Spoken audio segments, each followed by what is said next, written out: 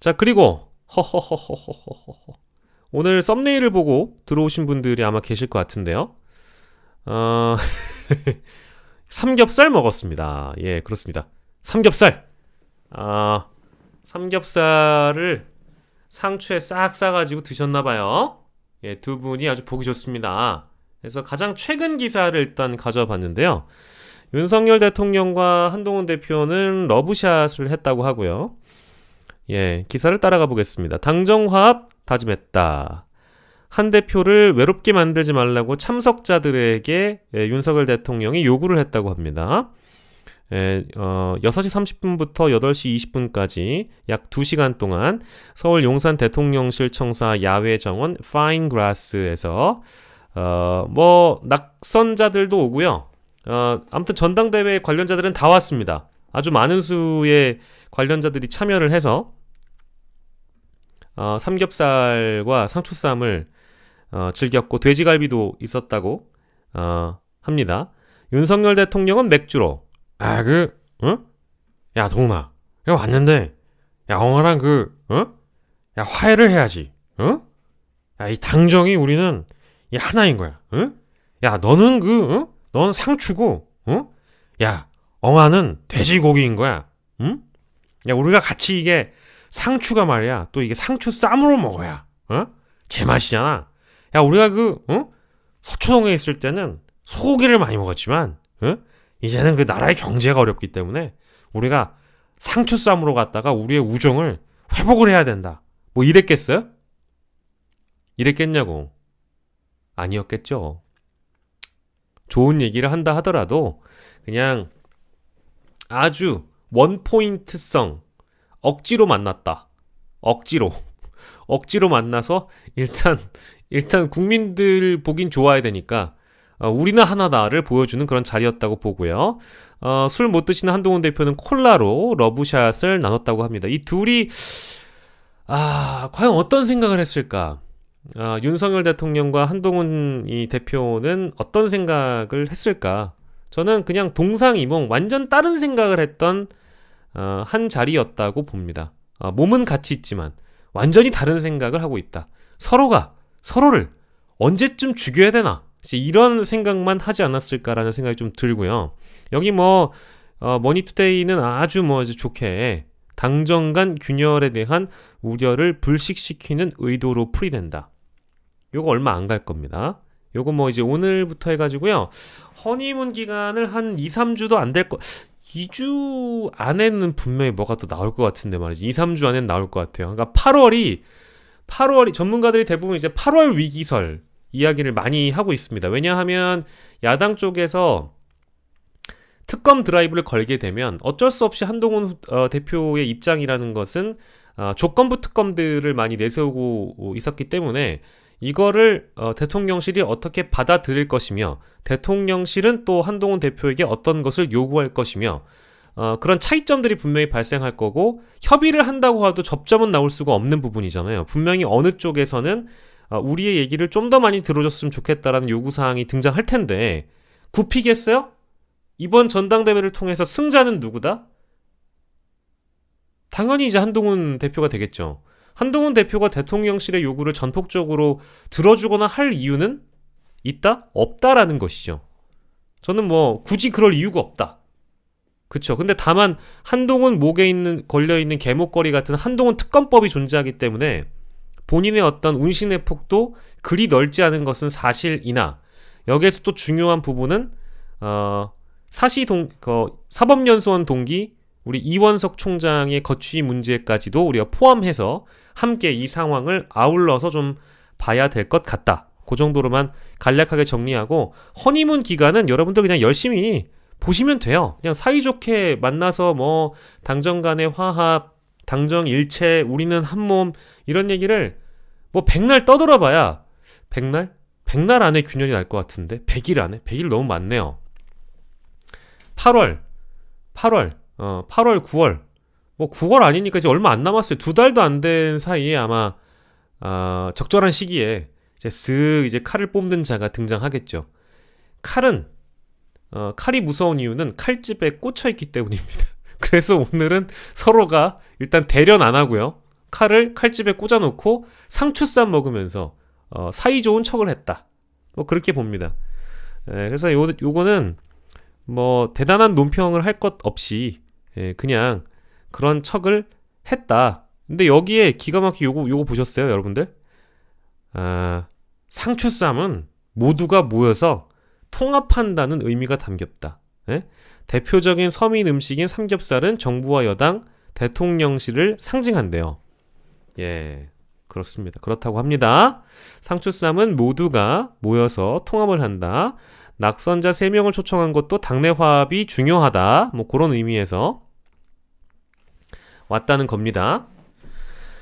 예, 그 부분에 주목을 해주시라. 대통령이 모든 것을 책임지는 위치에 있다는 말씀을 늘 하시지 않나라고 홍철호 정무수석께서 말씀하셨다고 합니다. 그렇다고 하고요. 예, 뭐 어쩌란 얘기죠? 뭐 그러면 두 사람이 예전과 같은 사이가 될 거라고 뭐 물론 저희가 한윤 갈등 이런 얘기하면 둘은 한 몸입니다. 착각하지 마세요. 둘은 영원히 같이 갈 겁니다. 이런 말씀 많이 하시잖아요. 정치적으로는 분명히 결별 시기가 오고요. 법적으로는 운명 공동체일 가능성이 높긴 합니다. 하지만 분리될 수 있는 포인트가 분명히 있을 겁니다. 같이 나쁜 짓을 한 건 같이 묻어버리고 각자가 나쁜 짓을 한 건 각자가 각자에게 칼을 겨눈다. 예, 진검승부 들어가는 거죠. 예, 그래서 뭐 여러분들 아시는 내용 중에는 뭐 일단은 고발 사주 건 같은 경우에는 핵심 관련자들인 거고요. 윤석열 대통령, 한동훈, 그리고 또 우리 김건희 여사님 이렇게 해가지고 고발 사주 건은 그렇고요. 검찰에 있었을 시기에 해당하는 내용들이 일단 둘은 운명 공동체인 건 맞는 것 같습니다. 그리고 더불어서 댓글팀 조성 문제, 여론조성팀이나 이런 거를 김건희 여사 측도 있고 한동훈 쪽도 있다. 이거를 뭐 김건희 여사 측이라고 하기보다는 그냥 윤석열 측이라고 할게요. 윤석열 측과 한동훈 측의 댓글팀 논란은 동일하다, 무게가. 그렇기 때문에 서로가 서로에게 칼을 겨눌 수는 없는 문제라고 저는 봅니다. 왜냐면 야 나도 했어, 야 너도 했어, 이게 되는 이런 싸움 말고 진짜 서로에게 약점이 될 만한 싸움들이 있잖아요. 대통령에게는 대통령 수사개입 의혹 특검이 있는 것이고 한동훈 후보에게는 한동훈 특검이라는 것이 존재한다. 특검 관련해서는 이렇게 보면 좋을 것 같고, 하지만 이원석 총장이 자리를 비우게 되면 서초동의 빈자리에 또 이창수가 예를 들어 지검장이 승진해서 검찰총장이 되느냐, 그러면 또 여기 이제 싸움의 양상이 달라질 수 있다라고 저는 지금 생각하고 있는데, 뭐 긴 얘기를 다 늘어놓는다기보다는 우리는 지금 이 시기를 좀 밀도 있게 즐겼으면 될 것 같습니다. 다만 여러분 죄송한데 저 잠깐만 와이프한테 물 좀 부탁할게요.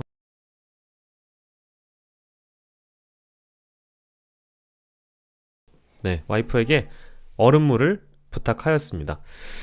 예, 그래서 저는 이 그 특검 문제는 국회에서 논의가 될 텐데, 이 한동훈 후보가 특검에 대한 조건부를 걸고 입장을 발표한 게 있잖아요. 제3자 추천 방식의 최수근 특검법, 당론 채택. 근데 자신의 입장이 달라진 게 없다라고 이미 밝힌 상황이고, 뭐 민주적 절차를 의원들에게 잘 설명해서 최수근 특검을 어쨌든 매만져 보겠다라고 이야기를 하고 있는데, 과연 근데 이 약속을 지킬 수 있냐 없냐는 지켜봐야 될 것 같습니다. 전당대회 국면에서 했던 얘기와 혹은 당 대표가 되고 나서 입장이 바뀔 수도 있는 대목은 우리가 언제나 의심하고 또 의심하고 또 의심해야 될 것 같아요. 정확하게 이렇게 얘기했네요. 공수처 수사 종결과 무관하게 특검안을 발의하는데 제3자 추천 방식이면 가능하다. 선수사 후 특검 요거보다 한 발 더 나아간 입장이라고 저는 볼 수 있는데, 근데 일단은요, 한동훈은 어떤 특검에서 근무를 했죠? 윤석열은 어떤 특검이었습니까? 박영수 특검이죠. 박영수 특검 어떻게 탄생했죠? 야당 추천이었죠. 그러니까 이 방식을 고집한다는 거에 대한 일관성, 이거를 제가 받아들이기가 좀 어렵다라는 겁니다. 실제로 뭐 근데 이마저도 지금 친윤계 의원들은 당연히 반대 입장이잖아요. 뭐 이거는 당대표가 누가 되더라도 원내 중심으로 갈 것이고 그 원내 중심이라는 것은 한동훈 너는 빠져라. 그러니까 원외 한동훈은 빠지고 한동훈표 특검법이 아니라 우리가 원내가 주도한다라는 입장을 또 밝힌 바 있고 김재원 최고위원이 뭐라고 얘기하는지 기억나시죠? 김재원 씨가 또 아마 세 번째 최고일 것 같은데 세 번째 최고위원이 되신 김재원 최고위원은 당대표와 원내대표 사이에 의견이 다를 때 누구의 의견이 우선이다? 원내대표 의견이 우선이래요. 말이 되는 소리를 해라. 전당대회 이전과 이후를 따지고 보면 사실상 오피니언은 한동훈 후보 쪽이 한동훈 대표 쪽이 거의 다 맞았죠. 사실은 제가 뭐 지난주까지 불과 어제까지만 하더라도 나경원 임시 원외 대변인이었잖아요. 나경원 후보 힘내라, 파이팅, 더 싸워라, 이겨라 했는데 못 이겼어. 그럼 이제 끝났죠? 오늘부터 생각해보면 나경원 후보가 갖고 있었던 입장은 정말 멍멍이 같은 소리죠. 한동훈 후보에게 공소 취소 부탁을 했다는 건 이건 사실상 사법의 근간을 뒤흔드는 행위죠. 뭐 이거를 정치와 사법은 분리돼서 봐야 된다. 한동훈 네가 정치 얼치기라 모른다. 이런 식으로 비판할 거 없습니다. 우리 법치주의 국가고 사법주의의 근간을 흔드는 행위를 지들이 해놓고 한동훈 보고 뭐라고 한 거였잖아요. 그러니까 그거는 더 얘기할 것도 없습니다. 그리고 더불어서 지금 친윤계에서 특검 문제를 가지고 다시 얘기할게요. 당대표와 원내대표의 의사가 다를 때는 원내대표의 의사가 우선이다. 멍멍이 같은 소리죠. 김민전도 뭐 당대표가 이래라 저래라 할 얘기는 아니다. 이거 죄송한데 이건 정말 멍멍이 같은 소리죠. 당대표가 원외여가지고 특검법을 주도하는 것을 원내에서 주도한다? 당장 이런 얘기를 뱉는 이유가 뭐겠어요? 허니문 기간은 개뻘소리다. 오늘 가서 상추쌈 먹고 상추쌈을 먹었지만 아니야. 으르렁 돼. 내 가슴 속에는 여전히 윤석열 대통령이 계셔. 이런 의미로 받아들이면 될 것 같습니다. 그래서 여전히 당론으로 한동훈 대표가 이거를 모아낼 수 있는가? 이거는 너무 벽이 높아요. 장벽도 높고 난항이 예상되지만 말을 안 들으면 그냥 친한계 의원들 움직여도 충분히 반란은 가능하다라는 걸 친윤 의원들도 충분히 잘 알고 있을 겁니다. 그래서 저는 첫째, 일단 서울중앙지검이나 검찰청이나 대검도 저는 용산의 출장소, 용산의 그 서초동 분소라고 생각했지만 여의도의 국민의힘이 용산 이중대가 될 수는 없는 거잖아요. 그거를 안 하려고 이번에 전당대회를 했다고 한다면 한동훈은 좀 다르다라는 걸 보여줘야 되잖아요. 그리고 본인도 공언도 했고 요즘 기자들 질문에 응답을 하는데 빠져나가는 어떤 기술이나 스킬이 굉장히 늘었습니다. 그래서 그 모습을 보면서 앞으로도 잘 빠져나갈 것 같은데 이러다가 입장이 바뀔 수도 있겠는데 라는 생각을 조금은 해봤는데 또 한 입으로 두 말을 하진 않길 바랍니다. 그래서 저는 원안을 폐기하고 더불어민주당과 재협상을 하는 과정에서 이 특검법을 재정비하고 다시 발의하고 표결에 붙이는 그런 논의 과정이 있다고 하더라도 한동훈 후보의 기존 진전된 입장을 한동훈 대표의 기존 진전된 입장을 유지하시고 잘 지켜내시길 바라고요. 아무튼 지금 당장은 한동훈 후보 한동훈 대표의 약속을 기다려보도록 하겠습니다. 김숙희님, 동훈아, 다음에 대선 나갈 거면 최혜병 특검 받아라. 저기요? 김숙희님? 제가 언제 최혜병 특검을 바로 받는다고 말씀드렸죠? 예? 언제? 제가 어떻게 입장을 바꿨다는 거죠? 예? 예, 대신 말씀드렸고요. 자, 그리고 오늘 만찬 잡수기 전에 용산 대통령실 근처에는요, 일단 똥냄새가 진동한 걸로, 똥냄새, 오물냄새가 진동한 걸로 알고 있습니다. 바로 이것 때문에 그렇지요.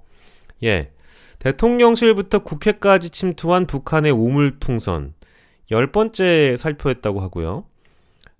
우리 군이 오후 4시 기준으로 식별한 이 오물풍선은 약 300개가 넘는다고 하고 250여 개의 풍선이 서울과 경기 북부에 떨어졌다고 합니다.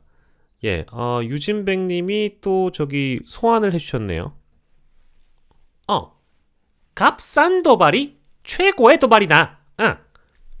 풍선으로 아주 저렴이 한 도발을 하는데 아주 확실하게 감정선을 건드리죠. 불쾌하기 짝이 없는 오물풍선 정조준. 요즘 너무 뭐라고 해야 돼? 요즘 너무 무슨 문자라고 하죠? 긴급 안내 문자? SOS가 아니라 뭐라고 하죠? 안전 문자? 나 그 이름을 또 까먹었어요. 요즘 제가 기억력이 많이 안 좋아요. 예. 긴급 안내 문자 이런 거. 맨날 오니까 이제는 좀 만성화가 돼 있긴 하지만 이게 사실은 저렴한 비용으로 큰 효과를 누리는 북한 입장에서는 아주 개꿀 도발이라고 볼 수 있습니다. 예. 물론 북한을 첫 번째로 규탄하는 것이 저는 당연하다고 보고요. 다만 두 번째는 왜 이 상황이 계속 유지가 되고 있는가에 대한 고민은 우리가 충분히 해봐야 될 것 같습니다. 경내에 근데 오물풍선이 떨어진 거는 처음이거든요. 네, 처음이에요. 그리고 여기 안에 실제 화학물질이라든지 위험물질이 들어갔다 손치면 지금 서울, 경기를 포함한 전국 각지에 우리 국민들을 위협할 만한 오물들이 즐비해지는 거잖아요. 저쪽은 미사일도 쏘지 않고 우리 국내를, 대한민국을 혼란스럽게 만들 수 있는 거잖아요. 우리의 안보를 위협하는 일이고 사실 이거는 대처를 좀 더 능동적으로 해야 된다고 저는 보는데 이게 마치 큰 문제가 안 된다라는 인식을 저는 대통령실과 여당에서 갖고 있지 않나. 제가 지난주에 급발진한 문제 중에 우리가 국민의힘이 더불어민주당보다 자신들이 더 잘한다고 차별화해서 집권을 했다면 적어도 안보, 국방, 보훈, 외교의 영역은 그렇게 그들이 늘 비판해왔던 진보 정당보단 잘해야 되는 거잖아요. 그런데 그렇지가 않았다라는 거죠. 이 대목에서 저는 비판하지 않을 수가 없고요. 그리고 이러다 보니까 이제 이런 피해도 양산이 됐습니다. 오늘 오후 7시 정도에 났던 단독 보도들을 보면 이 오물풍선 때문에 김포공항 항공기 이착륙이 차질을 빚었다. 아니 그러니까 이게 심지어 과거에 가장 최근에는 오물풍선이 도로에 떨어져가지고 차가 깨지고 차 앞유리가 깨지거나 교통에 불편을 주거나 이런저런 우여곡절들이 많이 있었잖아요. 그러니까 왜 국민들은 이런 불편함을 겪어야 될까요? 누구 때문에 겪는 걸까요? 첫 번째, 북한 때문에 겪죠. 근데 왜 이 상황을 누가 이렇게까지 방치를 하고 있는가? 방치하지 않습니다. 대북 확성기 작동시키고 있고 민간 쪽에서도 지금 삐라를 날리고 있다. 대북전단을 날리고 있다. 물론 대북전단 이 대처 방법은 우리 정부가 공식적으로 군에서 하는 게 아니라 민간단체에서 하는 거이기 때문에 공식 대처는 북한이 제일 싫어하고 짜증나하고 심지어 보수 언론 표현으로는 두려워한다는 대북 확성기 전략으로 응대를 하고 있죠. 대응을 하고 있죠. 근데 이게 과연 그러니까 잘하는 거냐? 뭔가 이 군사적 긴장도를 계속적으로 올리고 불편함을 국민들이 감수하는 것이 잘하는 거냐. 근데 그렇지만 물론 여론조사를 하면 적극적인 북한에 대한 대처에 대해서는 동의하는 국민들이 더 많은 것도 사실이에요. 근데 여론조사 항목은 대북 확성기, 북한을 향한 적극적인 대처가 옳았다고 보십니까? yes or no 하면 당연히 yes라고 하는 사람들이 많을 수 있겠지. 근데 그 이유고서 질문해야 되는 건 남북 평화 유지를 하는 것이 좋습니까? 아니면 남북과의 어떤 긴장도를 끌어가는 것이 좋습니까? 라고 물어본다면 전자가 많겠어요? 후자가 많겠어요? 저는 자신있게 얘기할 수 있는 게 이런 걱정을 안 하고 사는 게 난 훨씬 좋을 것 같은데? 그렇지 않습니까? 그런 말씀은 좀 참고로 드리고 싶었습니다. 예. 아무튼 그래서 이 대북전단을 좀 민주당의 그 자치단체장을 맡고 있는 경기도지사의 경우에는 이 북한과의 근접 지역 쪽은 단속을 했거나 단속을 하려고 했던, 저는 뭐 김동연 지사가 대북전단 관련된 입장을 밝힌 걸로 기억이 나는데 공식적인 워딩은 제가 지금 당장 찾아봐야 돼서 그걸 입으로 옮기진 않겠고요. 아무튼 저는 오늘 있었던 이 오물풍선은 이거는 뭐 아주 안보 참사라고 불러도 되는 것 같습니다. 이게 뭐 이제 일회성 있게 이게 뭐 어쩌다가 한 번이 아니잖아요. 지금 수십 차례 이런 일이 발생하고 있는데 정부가 너무 북한에 대한 리스크 관리를 제대로 하고 있지 못한 거 아니냐. 능력으로 봤을 때는 능력이 없다. 역량이 부재하다라고 볼 수밖에 없는 것이고, 그리고 이 대북 확성기로 북한에게 위협을 가해보려고 했으나 오히려 북한 확성기를 카드를 꺼내 들었다가 오히려 더 많은 오물풍선들을 국내가 감당을 하고 있는데, 우리 국민들이 감당하고 있는데, 그거에 대해서 대처 방법이 마땅히 없다, 방치한다 라고 한다면 그것 역시 능력 부재가 아니겠느냐라는 생각이 좀 들고요. 뭐 물론 대통령실이나 이 정부 쪽의 뭐 입장을 들어보면 사안의 심각성을 인지는 하고 있다고 하는데 뭐 이제 직접적으로 격추를 하거나 할 수는 없다라는 그런 해명으로 제가 받아들였거든요.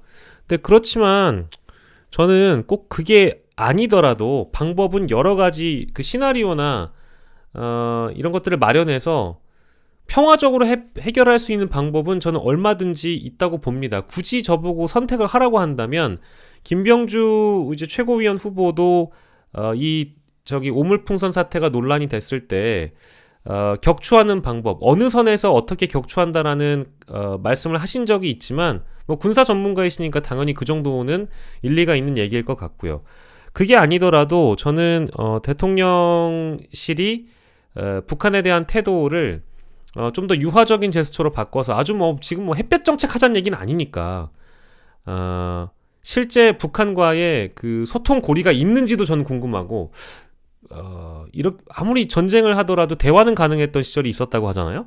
근데 지금 전쟁은 하지 않지만 사실상의 남북 간의 갈등이나 이 갈등 군사적 위기를 어떻게 풀어갈지에 대한 대화 채널은 이 밑바닥에서 가동이 되고 있는 건가? 제가 이런 대목을 좀 혼자 고민해봤는데 그런 게 있을까? 없는 것 같기도 해요. 이 정도의 상황이 됐다라는 것은. 그리고 만약에 이건 뭐 또 얘기하기도 입 아픈데 대통령실을 옮기지 않았다면, 기존의 청와대를 유지했다면 대통령실이 이런 오물풍선을 받는 유례없는 사건을 겪었을까라는 그런 말씀도 좀 한편 뭐 들어봅니다. 예.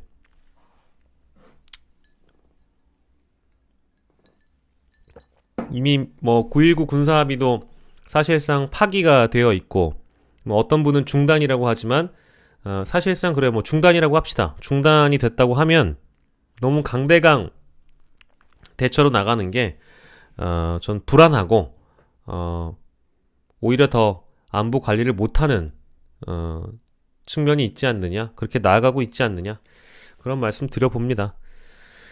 예, 오늘 이렇게 한 3가지 주제 정도 만나보면서 마지막으로는 어지간하면 저는 이 주제는 다루고 싶지 않고요. 제가 왜냐면 민주당원이 아니기 때문에, 그리고 이게 지금 민주당 내부에서 엄청난 갈등, 그리고 첨예한 갈등을 빚고 있는 주제이기도 해서 굳이 다루고 싶지는 않지만 여론조사가 나왔기 때문에 여러분들과 함께 다뤄보도록 하겠습니다.